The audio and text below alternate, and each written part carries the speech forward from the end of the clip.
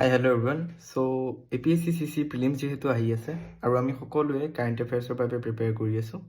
মই এটা ইনিচিয়েটিভ লৈ আনিছোঁ য'ত মই আটাইতকৈ ইম্পৰ্টেণ্ট কাৰেণ্ট এফেয়াৰ্ছ টপিকছসমূহ আপোনালোকৰ কাৰণে ডিছকাছ কৰিম।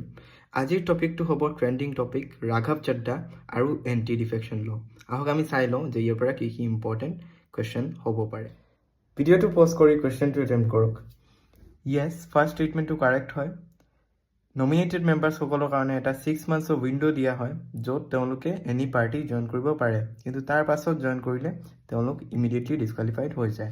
ছেকেণ্ড ষ্টেটমেণ্টটো কাৰেক্ট হয় যে পলিটিকেল পাৰ্টিৰ মাৰ্জাৰ কেতিয়া হয়, যেতিয়া 2/3 of the MPs or MLAs they agree to the merger. কিন্তু এইটোক লৈ এটা ডাঙৰ কণ্ট্ৰভাৰ্চি হ'বলৈ গৈ আছে বিকজ ৰাঘৱ চড্ডাই যিটো কাম কৰিলে যে তেখেতৰ লগত আৰু 6জনকৈ মেম্বাৰ অফ পাৰ্লিয়ামেণ্ট বিজেপিত জইন কৰালে এণ্ড তেখেতে সেইটো মাৰ্জাৰ বুলি ক'লে।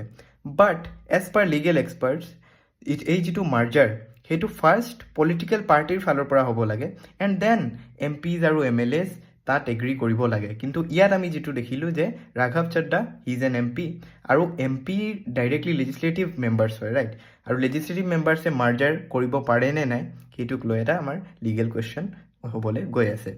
থাৰ্ড যিটো ষ্টেটমেণ্ট সেইটো ইনকাৰেক্ট হয় বিকজ 10th শ্বেডিউলৰ যিটো স্পীকাৰৰ ডিচিশ্যন থাকে এগৰাকী মেম্বাৰ কোৱালিফাইড হয় নে ডিছকুৱালিফাইড সেইটো স্পীকাৰৰ হাতত ফাইনেল ডিচিশ্যনটো থাকে আৰু অৰিজিনেলি 10th শ্বেডিউলত সেইটো জুডিচিয়েল ৰিভিউৰ বাহিৰত ৰখা হৈছিল। বাট 1992ত কিহত হলহান কেছত কি কৰা হৈছে যে এই যিটো জুডিচিয়েল ৰিভিউৰ বাহিৰত যিটো ৰখা হৈছিল সেইটো জুডিচিয়েল ৰিভিউৰ আওতাত তেওঁলোকে আনি দিলে, ঠিক আছে? চ' ইয়াত আনচাৰটো কি হ'ব? আনচাৰটো হ'ব 1 and 2 অনলি।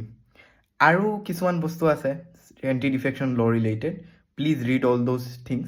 আৰু এই কুৱেশ্যনটো আমাৰ অনুশীলন টেষ্ট ছিৰিজৰ হয়, তাৰ লগতে আমাৰ যিটো কাৰেণ্ট এফেয়াৰ্ছ কৰ্চ চলি আছে আমি এইসমূহ টপিকছ ভালকৈ কভাৰ কৰি আছোঁ। চ' থেংক ইউ, গুড নাইট।